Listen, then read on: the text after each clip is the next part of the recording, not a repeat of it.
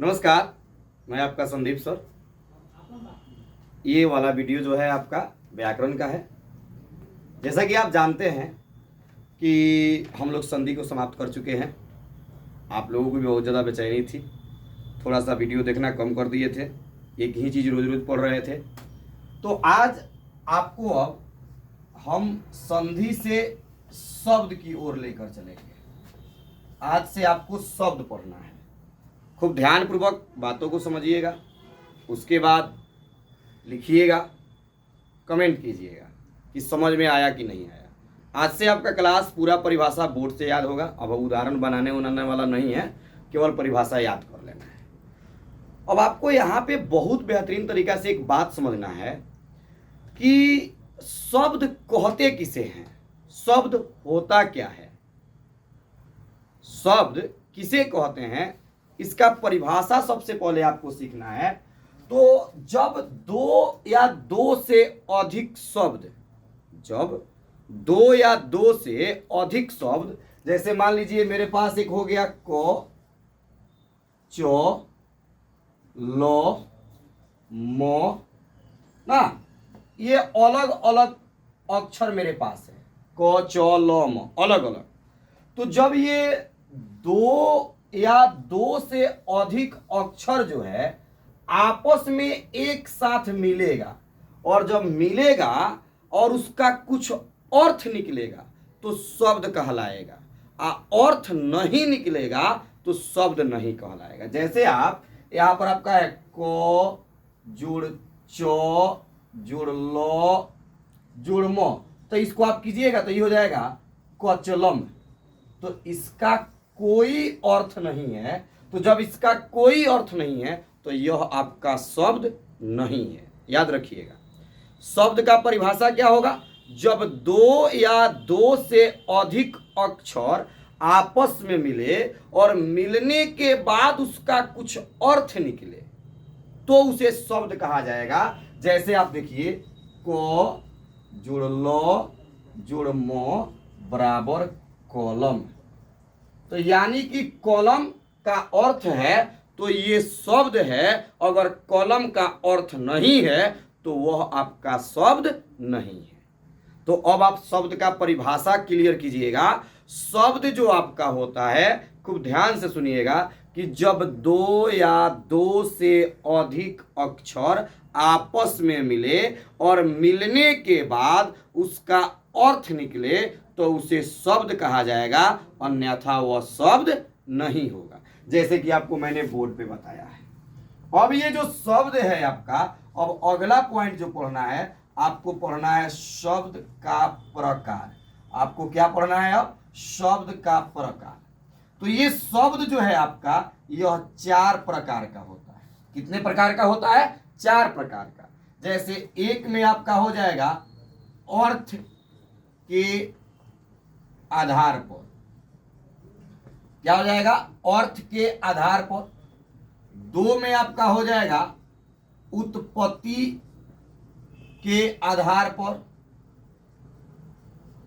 3 में आपका हो जाएगा बनावट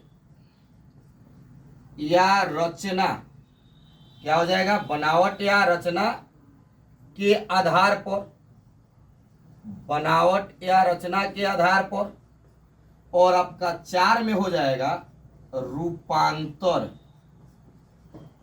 के आधार पर। आप ध्यानपूर्वक मेरी बातों को सुनिएगा। शब्द का परिभाषा मैंने बताया कि जब दो या दो से अधिक अक्षर आपस में मिले और मिलने के बाद उसका कुछ अर्थ निकले तो उसे शब्द कहा जाएगा। और ये जो आपका शब्द है यह 4 प्रकार का होता है। एक हो जाएगा अर्थ के आधार पर, दूसरा उत्पत्ति के आधार पर, तीसरा बनावट या रचना के आधार पर, और चौथा जो आपका है रूपांतर के आधार पर। कौन सी के आधार पर? रूपांतर के आधार पर। तो ये जो 4 गो शब्द आपको बताया गया है, ये चारों का भी अलग अलग भाग होता है, अलग अलग प्रकार होता है, जिसको आपको जानना है।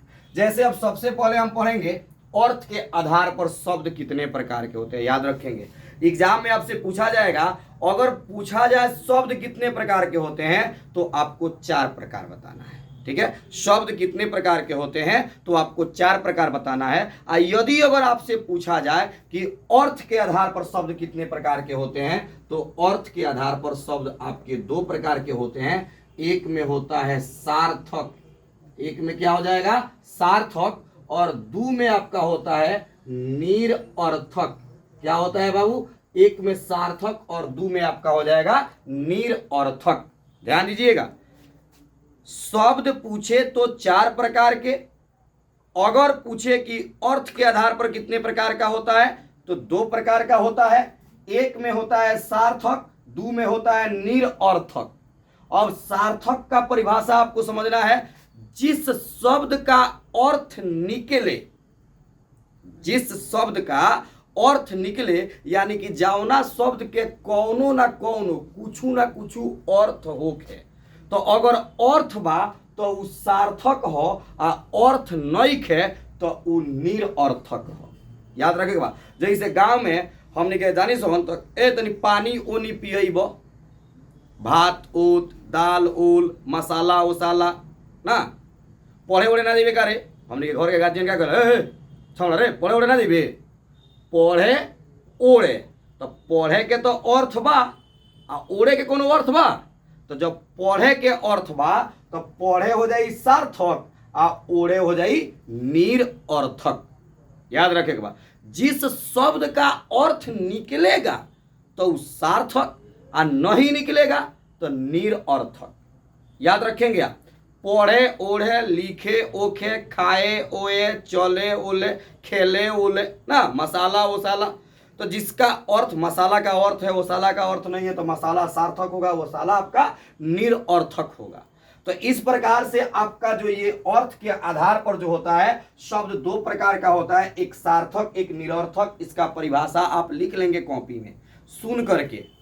क्या आप लिख, जो बच्चे ऑफलाइन क्लास करते हैं उनको तो ऑफलाइन में पढ़ाया जाएगा, लेकिन जो केवल ऑनलाइन पर डिपेंड है वे अपने से परिभाषा लिखेंगे और कोशिश करेंगे अपने से हो जाए। कमेंट करके बात करके हमसे कि सर हम अपने से परिभाषा लिखेंगे, देखिए इसमें क्या अशुद्धि है, और उसको हम आपको क्लियर कर देंगे। संभवतः ये भी चैनल पे आपको नोट्स भी डाला जाएगा, दिया जाएगा। धीरे धीरे जैसे जैसे सुविधा बढ़ेगी आपके साथ हम और ज़्यादा जुड़ते जाएंगे। आपको याद रखना है कि सार्थक का परिभाषा साफ भोजपुरी में, जब ना के अर्थ निकली तो सार्थक, ना निकली तो निरर्थक। जैसे दाल ओल, तो दाल के अर्थ निकला तो दाल सार्थक हो, ओल के नहीं निकलो तो निरर्थक हो। भात ऊत, भात के निकलो तो सार्थक हो, ऊत के निकलो तो निरर्थक हो। इतना याद रखेगा। तो ई तो होनी के बबुआ अर्थ के आधार पर 2 प्रकार के होगा। अब हमने के पढ़ेगा उत्पत्ति के आधार पर, तो उत्पत्ति के आधार पर शब्द 4 प्रकार के होला। उत्पत्ति के आधार पर शब्द कितने प्रकार का होगा, 4 प्रकार का। याद रखेंगे, अर्थ के आधार पर 2 प्रकार के, उत्पत्ति के आधार पर 4 प्रकार के। एक में होगा तत्सम, एक में क्या होगा तत्सम, 2 में आपका होगा तद्भव, 3 में देशज, और 4 में आपका हो जाएगा विदेशज। आपके याद रखेंगे उत्पत्ति के आधार पर शब्द जो है 4 प्रकार का। बहुत इंपॉर्टेंट क्वेश्चन है, आप एक बार कभी क्वेश्चन बैंक पलट कर देखें, आपको समझ में आएगा कि आप कितना इंपॉर्टेंट क्लास कर रहे हैं, विशेष करके 10वीं के विद्यार्थी। याद रखेंगे, फिर से मैं एक बार दोहरा रहा हूँ, 60 नंबर संस्कृत में और 60 नंबर हिंदी में 120 नंबर का व्याकरण का एग्जाम होता है, और आप लोग केवल किताब का सिलेबस पूरा करते हैं। किताब फाइनल हो, सिलेबस फाइनल हो आपका नहीं ना, तो व्याकरण सबसे इंपॉर्टेंट है आपके लिए। तो व्याकरण में उत्पत्ति के आधार पर शब्द जो है आपका 4 प्रकार का होता है, तत्सम, तद्भव, देशज, विदेशज। अब आपको यहां पर तत्सम का परिभाषा समझना है।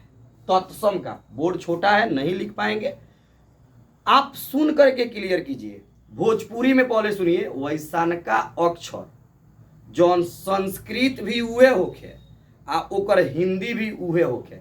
माने संस्कृत में लिखे को तो ओकरे के लिखल जाई, आ हिंदी में लिखे को तो ओकरे के लिखल जाई, अलगे अलगे ना होके के चाहिए। हम जौन बात कहतनी समझिए लगे बबुआ, तत्सम शब्द उहे होला कि जौना के संस्कृत भी या हिंदी भी एक के समान होके के चाहिए। जैसे अगर ऑफलाइन जो लड़का क्लास के लिए हुई लोग हई कॉलम हम लिखत नहीं कॉलम, तो कॉलम के संस्कृत कौन सी होला? कॉलमे हुई। आ हिंदी कौन सी हुई? कॉलमे हुई। तो जौना शब्द के संस्कृत और हिंदी एक के होला उ सभी शब्द तत्सम होला। जैसे हम फिर यहाँ लिखत नहीं वृक्ष, का लिख देनी? वृक्ष। तो वृक्ष के संस्कृत में भी वृक्ष लिखल जाला आ हिंदी में भी वृक्ष लिखल जाए, पेड़ लिख सकल जाता, लेकिन संस्कृत भी वृक्ष होला, हिंदी भी एक और वृक्ष होला। वही में यहाँ बा विद्यालय, कौन सी बा? विद्यालय। तो विद्यालय भी संस्कृत में लिखल जा सकता आ हिंदी में लिखल जा सकता है। जितना हम शब्द बतैनी हो, जौन भी शब्द हम बतावतनी, ये सभी शब्द के संस्कृत आ हिंदी एक के होला। परिभाषा क्लियर हो जाए चाहिए। अगर अभी तक परिभाषा क्लियर नहीं हो तो कहीं ना हो पाई। वैसनका शब्द जौना के संस्कृत आ हिंदी एक के होके, माने संस्कृत में भी उहे लिखाई आ हिंदी में भी उहे लिखाई, तो ओकरे के हमनी के का कहल जाई? तत्सम कहल जाई। तत्सम। अब जैसे एक और तरीका से समझिएगा आप इसको। अब हम यहाँ पर सह लिख दे, क्या लिख दे? सह। तो सह तो आपका संस्कृत हो गया और इसका हिंदी क्या हो जाएगा? वह। तो ये दोनों अलग अलग हो गया। तो जब ये दोनों अलग अलग हो जाएगा तो ये तत्सम नहीं कहलाएगा। अगर स लिखले बानी आ स संस्कृत में भी स होई आ हिंदी में भी स होई तो ये तत्सम होई, अन्यथा ये तत्सम ना हो। याद रखेगा हमनी के। तो तत्सम ओकरे के कहल जाई कि जौन संस्कृत में भी हिंदी में भी एक के लिखा। एकरा बाद अब हमनी के पढ़े के बाद दूसरा नंबर पर तद्भव। तो तत्सम के बिगड़े हुए रूप को तद्भव कहा जाता है। तत्सम के बिगड़े हुए रूप को तद्भव कहा जाता है। जैसे देखिए तत्सम, एक साइड हम लिख रहे हैं तत्सम, बोर्ड पर छोटा छोटा लिखेंगे। जैसे आप यहाँ पर ध्यान से देखिएगा, जैसे आपका कर्पूर हम लिखे, क्या लिख दिए? कर्पूर। जैसे आप भी जानते भी, आज सुबह के संस्कृत के वीडियो में मैंने कर्पूर गौरम करुणा अवतारम करके बताया था कुछ आपको। तो कर्पूर हमने क्या करेगा? कथी कहे नहीं सर? कपूर। का कहे नहीं सर? कपूर। तो कर्पूर ओरिजिनल नाम होगा आ कपूर डुप्लीकेट नाम होगा, यानी कि हमने क्या करके नाम बिगाड़ देनी है सर ना। कर्पूर ओरिजिनल नाम होगा, कपूर डुप्लीकेट नाम होगा। तो कर्पूर तत्सम हो जाई आ कपूर तद्भव हो जाई। तत्सम के बिगड़े रूप को तद्भव कहा जाता है। तत्सम के बिगड़े रूप को तद्भव। जैसे यहां पर आप देखिएगा अग्नि, हम क्या लिखे हैं आपको? अग्नि। ओरिजिनल क्या होता है? अग्नि। हम लोग इसको कहते क्या है? आग। क्या कहते हैं? आग। चाहे कहते हैं आगी ना, आग कहेंगे चाहे आगी कहेंगे। तो इसका ओरिजिनल रूप जो आपका है अग्नि, तो ये अग्नि आपका तत्सम होगा और आग चाहे आगी आपका तद्भव होगा।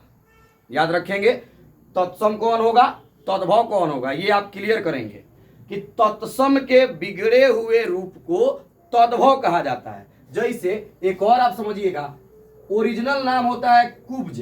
क्या होता है? कुब्ज। हम लोग गाँव में जाए उछावड़ा कुबड़ा हवा ना, ए उछावड़ा कुबड़ा हवा, माने ओकर कुबड़ निकल गइल बा, झुक के चलेला ना। तो कुबड़ा कहे नहीं सब निके, तो कुबड़ा डुप्लीकेट नाम हो, ओरिजिनल नाम ना हो। तो ओरिजिनल नामवा के तत्सम है। अगर एग्जाम में पूछता कि कुब्ज क्या है, तो कुब्ज आपका तत्सम होगा। अगर एग्जाम में कहता कि कुबड़ा कौन सी हो, तो ये तद्भव हो जाई। कर्पूर क्या है? तो तत्सम। कपूर क्या है? तो तद्भव। अग्नि क्या है? तत्सम। आग क्या है? तद्भव। तो इस तरह से आपका तत्सम तद्भव समाप्त हुआ। अब यहां पर आपको पढ़ना है देशज। बोर्ड की समस्या आप तो जानबे करते हैं, चलिए उतना सुविधा हम नहीं दे पाते हैं बच्चों को। अगर पढ़ाई आप अच्छे लगे आपको तो रुकिएगा। देशज देखिएगा। अब आपको देशज समझना है कि देशज क्या है। तो देशज के मतलब कि जो हमने कि अपना यहाँ बोल चाल के भाषा में प्रयोग करी अपना में छोटी, खूंटा, लोटा, छीपा, लड़की सन के भाषा में कोरियावा ना।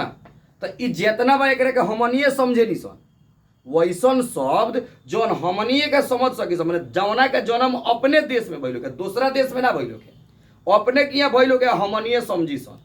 तो ओकरा के हमनी के देशज कहल जाई। वैसा शब्द जिसका जन्म अपने ही देश में हुआ हो और उसे हम ही लोग समझ सके, दूसरा लोग नहीं समझ सके, तो उसे देशज कहा जाता है। क्या कहा जाता है भाई?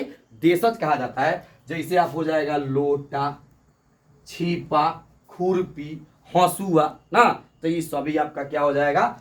देशज हो जाएगा। तो आपने 3 नंबर भी समझ लिया, तत्सम, तद्भव, देशज। अब चौथे नंबर पर आपको समझना है विदेशज। क्या समझना है आपको? विदेशज। विदेशज का परिभाषा क्या होगा, इसे आपको क्लियर करना है। आसान बा, हमने के कॉपी करे में तो 1 नंबर पर बानी सर ना, नकल करे में 1 नंबर पर।